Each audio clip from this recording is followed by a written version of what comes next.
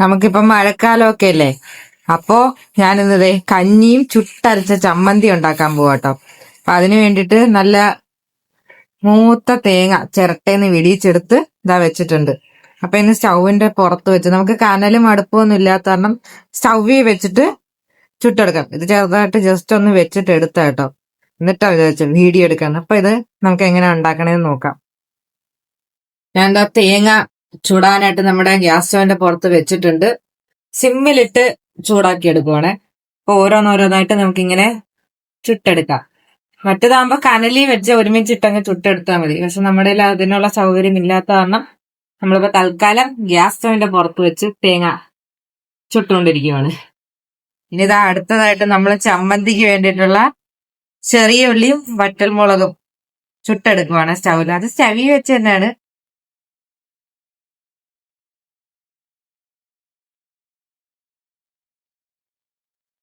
അങ്ങനെ അതൊന്ന് ചുട്ടെടുക്കട്ടെ.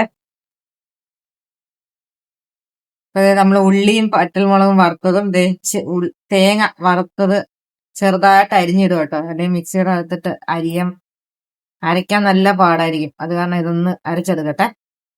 ചെറുതായിട്ട് അരിഞ്ഞിടാം. ഇനി നമുക്ക് അരച്ചെടുക്കാം. ഞാൻ ഈ തേങ്ങ അരിഞ്ഞത് ഇതിലേക്ക് ഇടുക.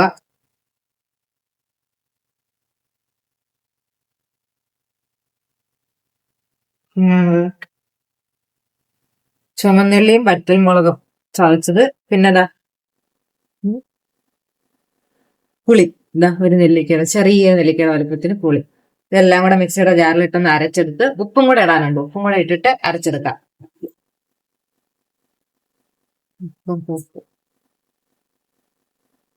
ഇനി ഇതൊന്ന് അരച്ചെടുക്കട്ടെ. അരച്ചെടുത്തിട്ട് കാണിച്ചു തരാം. ഇടയ്ക്ക് നമ്മൾ ഒരു കാര്യം വിട്ടുപോയിട്ട് എടുത്തു വെച്ചിട്ടുണ്ടായിരുന്നു, കാണിക്കാൻ വിട്ടുപോയി. ഇഞ്ചിയും കൂടെ അരിഞ്ഞ് വെച്ചിട്ടുണ്ട്. ഇനി അരച്ചെടുക്കാം. ഇനി കരിവേപ്പില ഇട്ട് കൊടുക്കാവേ.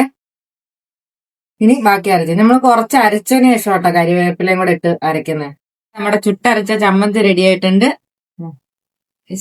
ഇനി ഇതും കൂട്ടി നമുക്ക് കഞ്ഞി കുടിക്കണം. അപ്പൊ ഞാൻ കഴിക്കാൻ പോവാട്ടോ.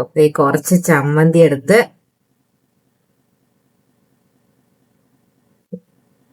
കഞ്ഞിക്കകത്തോട്ടിട്ട് വേരി.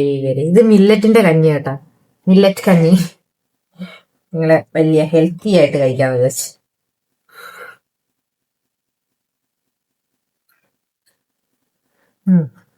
ആദ്യമായിട്ടാണ് മില്ലറ്റിന്റെ കഞ്ഞി വെക്കണേ. സൂപ്പറാ. വേറെ ഒന്നും തോന്നത്തൊന്നുമില്ല. നമ്മുടെ സാധാ പൊടിയരി കഞ്ഞിയില്ലേ അത് പൊടിയരി കഞ്ഞി കഴിക്കുന്നില്ലേ അതിന്റെ ഒരു ടേസ്റ്റേ ഉള്ളൂ. പിന്നെ നമ്മുടെ ചുട്ടരച്ച ചമ്മന്തി ഈ മഴയത്ത് അതും കൂട്ടി കഴിക്കാൻ നല്ല ടേസ്റ്റാ. സൂപ്പർ. പിന്നെ ചൂടോടെ കഴിക്കട്ടെ കേട്ടോ. ചൂടോടെ കഴിച്ചില്ലെങ്കിൽ മില്ലറ്റിന്റെ ടേസ്റ്റ് മാറുമെന്ന് എനിക്കറിയില്ല. അത് കാരണം ചൂടോടെ കഞ്ഞി കുടിക്കുക. എല്ലാരും വീഡിയോ ഇഷ്ടപ്പെട്ടിട്ടുണ്ടെങ്കിൽ ലൈക്ക് ചെയ്യണം, ഷെയർ ചെയ്യണം, സബ്സ്ക്രൈബ് ചെയ്യണം. അപ്പൊ ഇത്രയുള്ള വീഡിയോ. ടാറ്റാ.